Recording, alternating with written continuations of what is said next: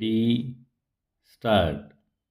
आजचा दीक्षांत भाषणाच्या रूपाने माझे विचार आपल्यासमोर मांडण्याची आपण मला जी संधी प्राप्त करून दिली त्याबद्दल मी आपला आभारी आहे. पहिल्या प्रथम हिंदी परीक्षांमध्ये यशस्वी झालेल्या सर्व विद्यार्थ्यांचे मी हार्दिक अभिनंदन करतो. कोणतीही परीक्षा असो ती एक प्रकारची कसोटीच असते. आपले मर्यादित ज्ञान या कसोटीवर पारखून घेण्यातले यशस्वी होतात त्यांना एक प्रकारची आपल्या गौरवाची व आत्मविश्वासाची प्रचिती येते.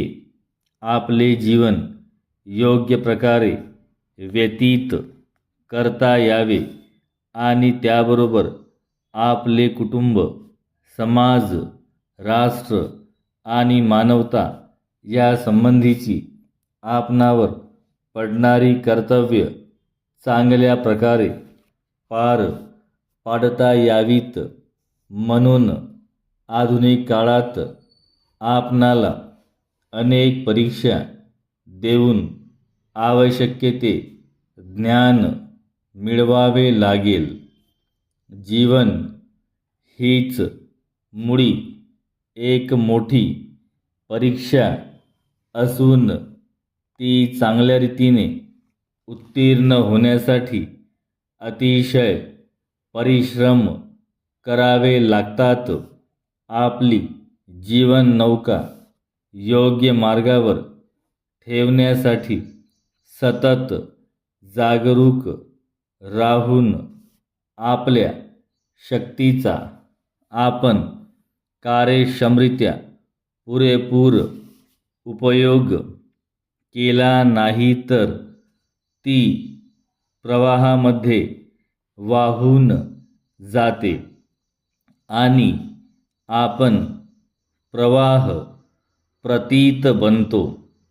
परिस्थितीवर ज्याला विजय मिळविता येत नाही तो तिचा गुलाम बनतो आणि आपल्या दुर्भाग्याला दोष देत राहतो. म्हणून परीक्षेत यशस्वी होणे अतिशय महत्त्वाचे असते याबद्दल शंकाच नाही.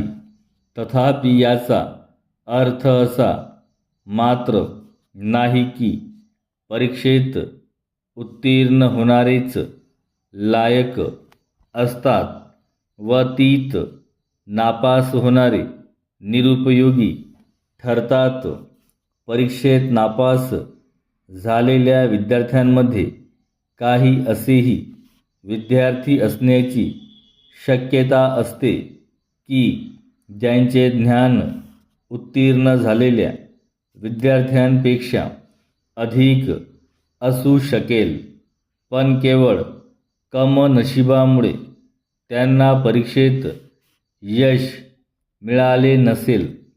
घोड्यावर स्वार होणाराही कधीकधी खाली पडतो, पण पडल्यानंतर ज्याला उठता येत नाही त्याला स्वतःचे संरक्षण करणे कठीण जाते.